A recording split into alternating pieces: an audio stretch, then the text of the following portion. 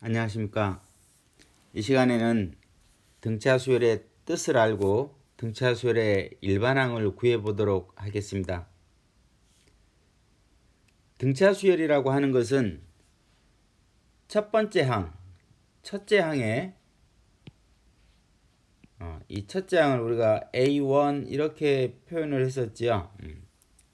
첫째 항에 차례로 일정한 수를 더하여 만든 수열, 이렇게 정의를 합니다.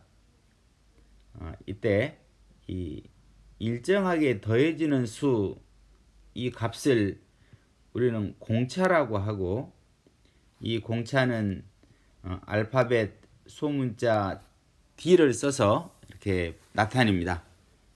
그래서 등차 수열이라고 하는 것은 첫 번째 항에 차례로 공차를 더하면서 만든 수열, 이렇게 정의해 볼 수 있겠습니다.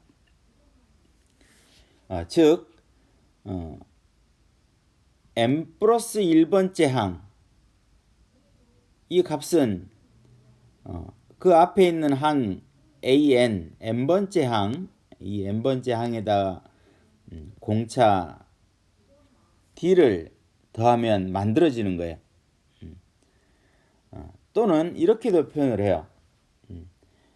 m 플러스 1번째 항에서 n번째 항, 그러니까 뒤에 있는 항에서 앞에 있는 항을 뺐을 때 그 값이 항상 일정한 값이 나오면 우리는 그 수열을 등차 수열이라 한다.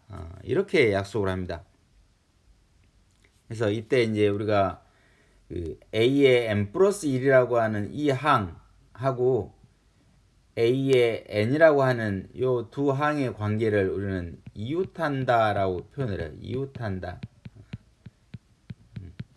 그러니까 이웃하는 두 항이 있을 때 그 뒤에 있는 항에서 앞에 있는 항을 뺐을 때 항상 그 값이 일정한 값이 나오면 우리는 그 수열을 등차 수열 이렇게 말을 하기도 하고, 또 뒤에 나오는 항은 앞에 있는 항에서 일정한 값, 이 공차를 더해서 만들어지는 수열을 등차 수열이라고 하기도 하고, 그래서 등차 수열은 이와 같이 두 가지 형태로 표현을 합니다. 그래서 잘 기억을 하기 바랍니다. 자, 예를 보면 첫 번째 수열은 첫 번째 항이 2고 그 다음에 나오는 항들은 2씩 계속해서 더하면서 만든 수열이에요. 그래서 2에다 2를 더하면 4가 되고 4에다가 2 더하면 6이 될 거고 6에다 2 더하면 8이 될 거고 또 8에다 2를 더하면 10이 될 거고 이렇게 계속해서 2씩 더하면서 만든 수열이니까 이때 이 수열은 공차가 2가 되는 거고 그래서 항상 그 공차가 일정하게 나오니까 이 수열은 등차 수열이라고 할 수 있겠지요. 또 이게 이웃하는 항에서 이 뒤에 있는 항에서 앞에 있는 항을 뺐을 때 항상 같은 값이 나오죠. 4에서 2를 뺐을 때 2가 나오고 6에서 4를 빼도 2가 나오는 거고 8에서 6을 빼도 2가 나오는 거고 항상 뒤에 있는 항에서 앞에 있는 항을 뺐을 때 나오는 그 값이 일정하면 우리가 등차 수열을 하고 그 일정한 값을 공차라고 이렇게 합니다. 자, 두 번째 그 수열을 보면 첫 번째 항이 5이고 그 다음은 3, 그 다음은 1, 마이너스 1, 마이너스 3 이와 같은 수열이 주어져 있어요. 그러면 이 수열에서도 뒤에 있는 항에서 앞에 있는 항을 빼면 3에서 5 빼면 마이너스 2가 되고 또 1에서 3을 빼도 마이너스 2가 나오는 거고 마이너스 1에서 1을 빼도 마이너스 2.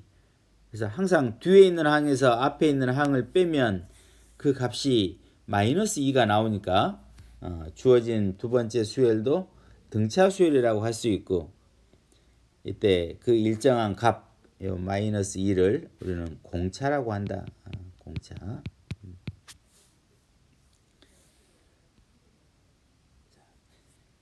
세 번째 예로 나와 있는 수열은 첫 번째 항이 3이고 두 번째 항도 3이고 그 다음도 3이고 이와 같이 항상 똑같은 수들이 반복해서 나오는 이와 같은 수열을 보면 뒤에서 앞을 빼면 항상 그 값이 다 0이 나오는 거지요. 3에서 3을 빼는 거니까 어찌됐든 뒤에서 앞을 뺐을 때 나오는 그 값이 일정해요. 그러므로 이와 같은 수열도 우리는 등차 수열이라고 할 수 있고 이때 공차는 0이 되겠네요. 공차가 0이다 이 말은 결국은 첫 번째 항, 두 번째 항, 세 번째 항 등등등 모든 항의 값이 첫 번째 항하고 다 같다는 거겠지요. 그래서 이와 같은 수열도 등차 수열이라고 할 수 있어요. 문제 1번을 보겠습니다. 문제 1번 공차를 구해봐라 그랬어요. 자, 1번 보면 1, 4, 7, 10 점점점 이와 같은 수열인데 뒤에 있는 항에서 앞에 있는 항을 빼면 항상 이렇게 3이 나오지요. 뒤에서 앞을 빼면 항상 3이 나와요. 이때 이렇게 일정한 값 3을 우리는 공차라고 한다 그랬어요. 공차. 그래서 뒤에서 앞을 뺐을 때 항상 일정한 값이 나오니까 1번에 나와 있는 이 수열은 등차 수열이라고 할 수 있는 거고. 자, 2번 이와 같이 1, 3분의 2, 3분의 1, 0, 마이너스 3분의 1 이와 같은 수들이 나열이 되어 있는데 역시 뒤에서 앞에 있는 값을 빼면 그 값이 항상 마이너스 3분의 1이 나오죠. 그래서 주어진 2번 수열도 등차 수열이라고 할 수 있고 이때 이 마이너스 3분의 1을 우리는 공차라고 해요. 공차. 공차는 항상 알파벳 소문자 D를 씁니다. 자, 이제 이와 같은 등차 수열에서 일반항을 한번 구해 보도록 하겠습니다. 일반적으로 우리가 첫 번째 항이 A이고 A1이 A이고 공차가 D인 등차 수열을 보면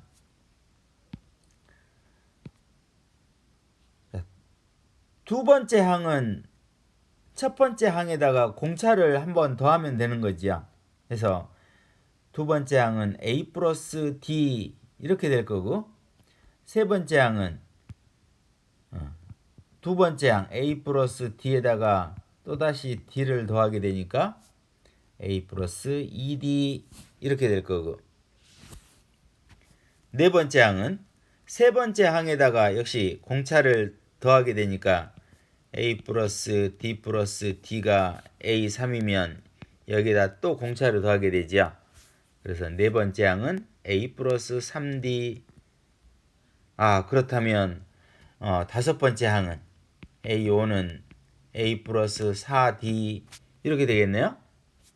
여섯 번째 항은 A 플러스 5D 이렇게 될 거고 그렇다면 N번째 항은 N번째 항은 공차 D가 항의 번호보다 한 번 덜 더해지는 거죠. 해서 N-1D 이렇게 나타낼 수 있습니다. 그래서 등차 수열의 일반항은 첫 번째 항 A1에다가 공차를 N-1번 더한 이와 같은 형태로 나타내 볼 수 있겠습니다. 자, 스스로 확인하기를 한번 볼까요? 자, 첫 번째 항이 2이고 공차가 3인 등차 수열에서 AN을 구해봐라 그랬어요. 그러면 이 앞에서 일반항 구하는 요 식을 우리가 잘 기억을 하고 있으면 AN은 첫 번째 항 2에다가 공차 3을 N-1번 이렇게 더하게 되는 거죠.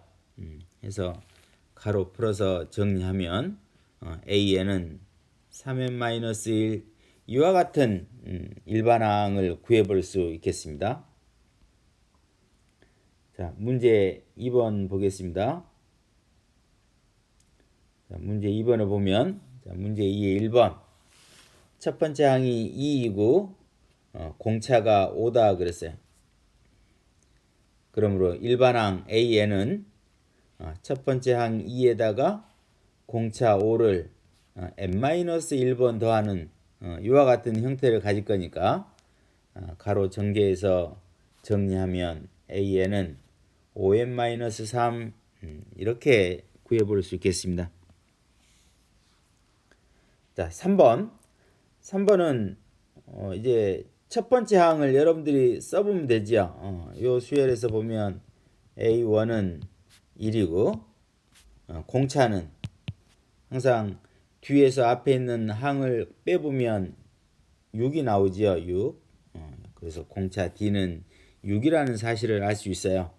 그래서 A1과 공차를 알고 있으면 일반항 AN은 1 플러스 n-1 곱하기 6 해서 전개해서 정리하면 6n-5 이렇게 되겠습니다. 그래서 이번 차시에는 등차수열이라고 하는 것의 뜻을 알고 그 등차수열의 일반항을 알아보았습니다. 처음 배우는 단원이기 때문에 항상 복습을 해서 등차수열의 정의와 일반항 구하는 방법을 꼭 기억을 하기 바랍니다. 수고하셨습니다.